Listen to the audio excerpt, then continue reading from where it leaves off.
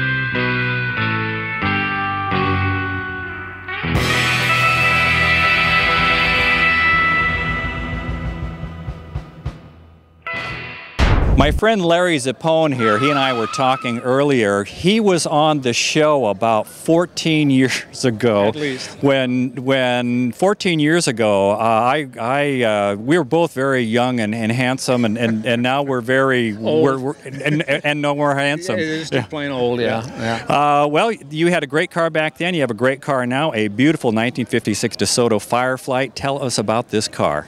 Well, in 1956, DeSoto got the nod to be the pace car for the Indianapolis 500. And it would have been the Adventure, which was the hot rod model, except that the Adventure wasn't a convertible and they needed convertibles. So they took a standard Fireflite series convertible and tricked it out with the Adventure color scheme and all that. And this is what they used to run the race. They sent two to Indy. And race was won by Pat Flaherty, who won the car. And they made a couple of hundred estimated models to sell to the public. And this is one of those couple of hundred that was sold to the general public.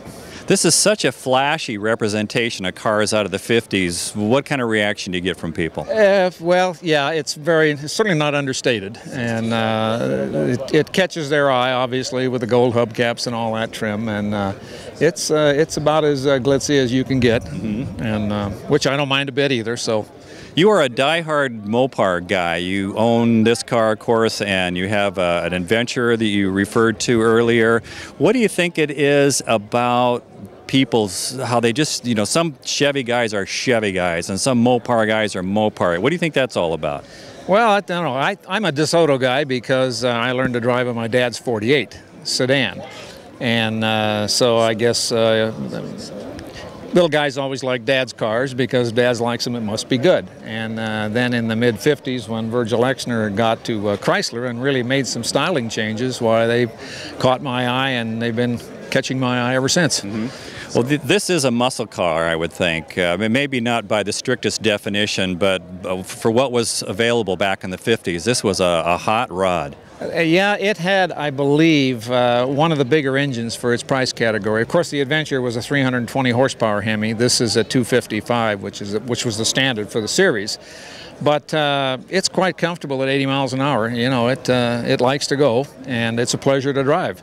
And I've driven it probably 10,000 miles since I restored it in the very early 2000s.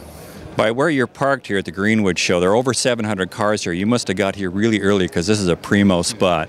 We were here at 7 a.m. and there was still a huge line, so which is typical for this show, but it's a great show. And me being the hard-working host of the show, at 7 a.m. this morning, I was in my sweats drinking coffee and reading a car magazine. I'm proud to hear that. Larry, thank you very much for being good to see you again on the Vintage Vehicle Show. Glad you can continue to be proud of this car.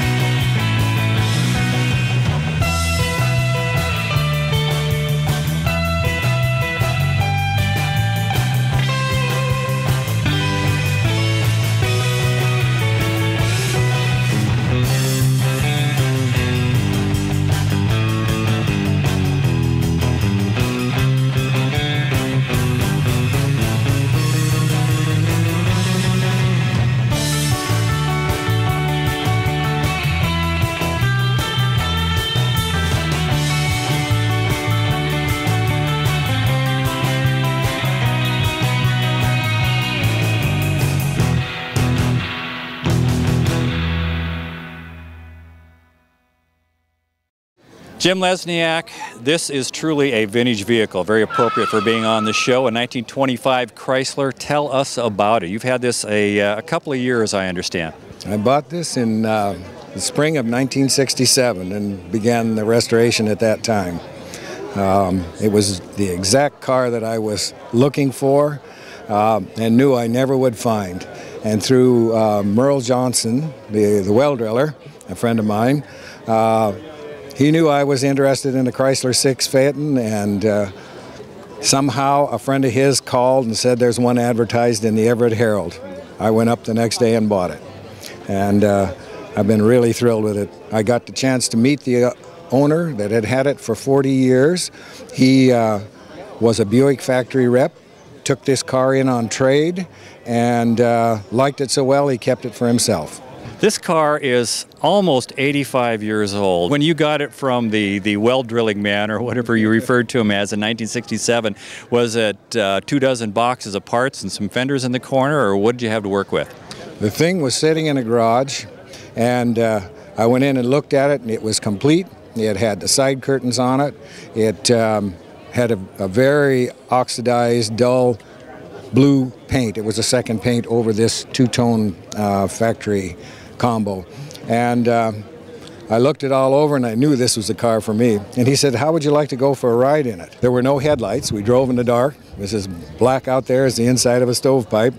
And just kind of an interesting little ride. Went back into the garage. He said, what do you think? I said, I'll take it. How does it ride now? I would think a 1925 Chrysler would be hard to steer, hard to stop, hard to go faster than about 40 miles an hour. How is it? Well, this was called a Chrysler 70. It was probably the cutting-edge automobile at the time of its introduction in 1924. They were guaranteed to do 70 miles per hour. The engine is balanced. It does not vibrate. It is smooth as you can imagine, and 55 miles an hour is just easy. The engine doesn't sound like you're crowding it. You kick it up to 60, it's the same way. It just seems totally at ease at those speeds. It has four-wheel hydraulic brakes. It was one of the, well, this is a medium-priced car, $1,395 thereabouts in 1925, and the car has Lockheed four-wheel brakes on it. That was a cutting-edge engineering feature.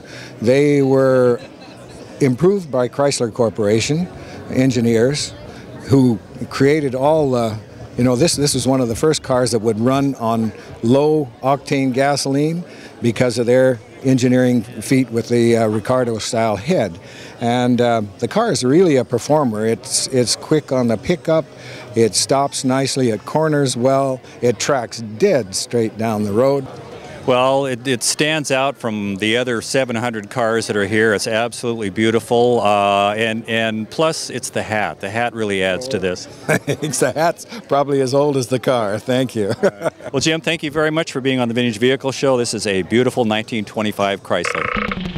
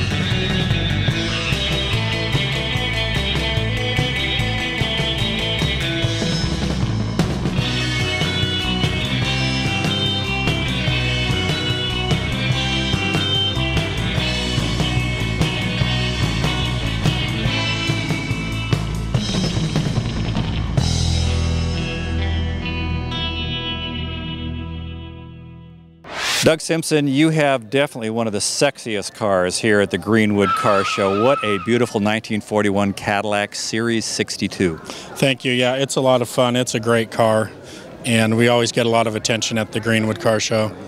When you purchased the car, was it a basket case? Was it completed? What did you have? No, it definitely wasn't a basket case. It had been parked for probably about 6 months, but not bad. The paint was as we see it now. I had some mechanical problems initially, but we were able to take care of that, and it seems to start every time, and it's a fun car to drive. I'm not real knowledgeable in the various models back in 41. Where did the Series 62? I mean, it's a really nice convertible, so it must have been up in the pecking order in the Cadillac scheme. Well, they had different series, and I'm not that familiar. Series 62 was the coupe and the convertible, and then the four-door was possibly a Series 61, but I'm not positive on that part of it. Flathead V8 in this? This has, it's a flathead V8, and they also use these engines in tanks in World War II. So in 1941, they were running cars, and a year or two later, they were going through the fields of Western Europe and taking care of business. That's right, heading right through France with our Cadillac engines. What kind of reaction do you get from people driving something like this? If you're going down one of the main streets in town, are people swerving and running over curbs, or is everybody giving you a thumbs up? What do you get from this? Definitely get a lot of thumbs up. It seems to be a very popular car. People really like it and always get a real positive response. The love of old cars is such that you personally, was your love for old 40s convertibles, things like this, or were you a Model T guy? What got you in the hobby to this point where this car was yours? Well, I just like convertibles a lot, and I started kind of horse trading cars. Started with a Galaxy 500 convertible, kind of bought and sold some other cars, and I ended up with a 1950 convertible that I drove. It was more of a beater car, and then when this one was available, I pretty much had to buy this. It's kind of the crown jewel of my collection, I think. Here at the Greenwood Car Show, there are over 700 cars. There are thousands and thousands and thousands of people here. What's the nicest compliment you've received today? Just a lot of people telling me that I have a beautiful car. You do have a beautiful car, Doug. Thank you very much for being on the Vintage Vehicle Show. It's beautiful. Thank you.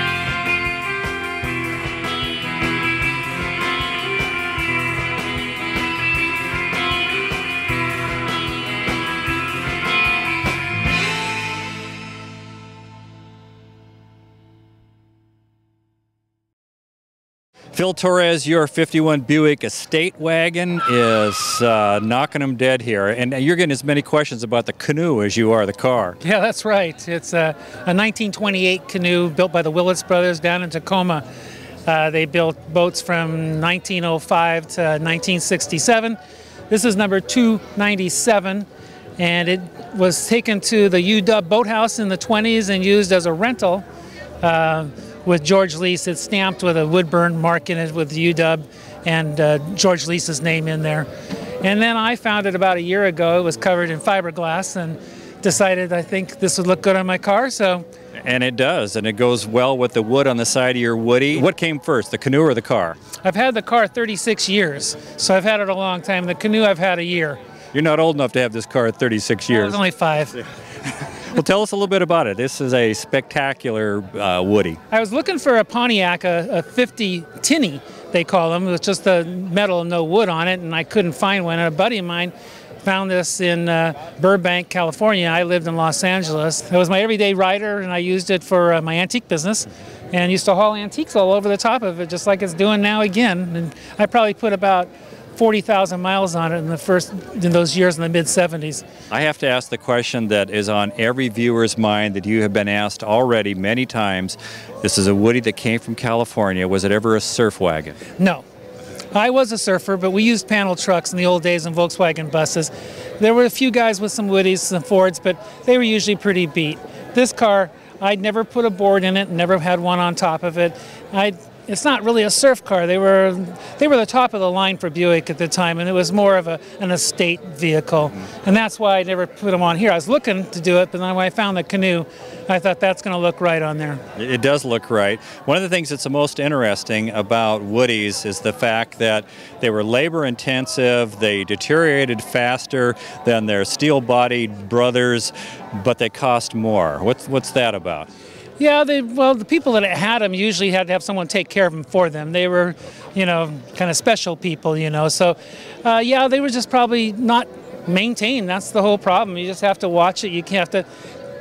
The wood is not hard to take care of. The last time I varnished this car was 1982, and it's got some McCloskey's Man of War, which was the good varnish, the boat varnish in the old days, and it had lead in it. You can't even buy it now, but it's held up real well. I mean, how many years is that? A lot, 27 years or something like that. Yeah. Straight 8 under the hood? Straight 8, yeah. It was rebuilt in '82. I did it myself. And pretty much did everything except the upholstery. I had somebody else do the upholstery for me. Well, Phil, thank you very much for having your beautiful Buick Woody on the show. It is gorgeous, as is the Canoe on the top.